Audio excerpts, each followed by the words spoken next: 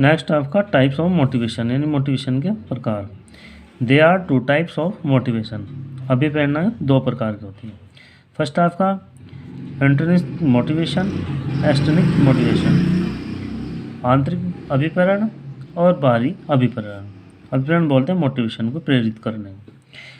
First आपका intrinsic motivation. Intrinsic motivation is internal.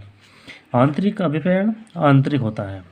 It occurs when people are compelled to do something out of pleasure, importance और desire।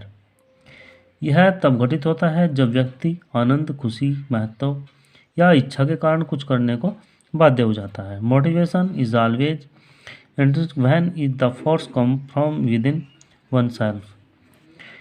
अभिप्रेरण या motivation हमेशा आंतरिक होता है जब यानी जो पावर है, जो शक्ति है, व्यक्ति के अंदर से आती है।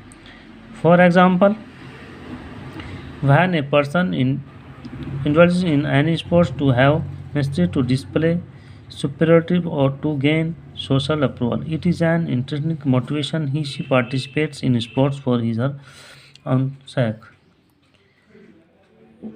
उदाहरण के लिए, जब एक व्यक्ति किसी खेल में एक्सपर्ट हो जाता है, कुशल हो जाता है, या उसे कुशलता प्राप्त करने के लिए, श्रेष्ठता के प्रदर्शन के लिए, सामाजिक स्वीकृति या सोशल अप्रूवल प्राप्त करने के लिए लिप्त रहता है। यानी जब हम अपना फोकस किसी भी कार्य में लगा देते हैं और हम चाहते हैं कि हमें उसमें श्रेष्ठता हासिल हो, तो यह आंतरिक अभिप्रेरण होता है। यानी जब हम मन से ही किसी चीज़ के प्रति उत्तरदायी होते हैं या किसी काम को करने में हमारा मन होता है, तो यह आंतरिक अभिप्रेरणा होता है और हम अपनी इच्छा से या अपनी मर्जी से उस खेल के अंदर, स्पोर्ट्स के अंदर पार्टिसिपेट करते हैं।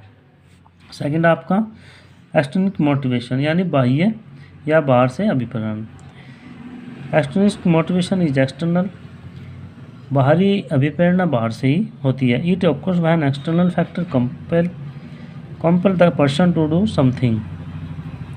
बाहरी अभिप्रेरण तब होता है जब कोई बाह्य कारक यानी एक्सटर्नल फैक्टर व्यक्ति को कुछ करने के लिए बाध्य करता है। रिवार्ड, पनिशमेंट, प्रेस, ब्लेम और ईच प्राइज आर एग्जाम्पल और एक्सटर्निक मोटिवेशन।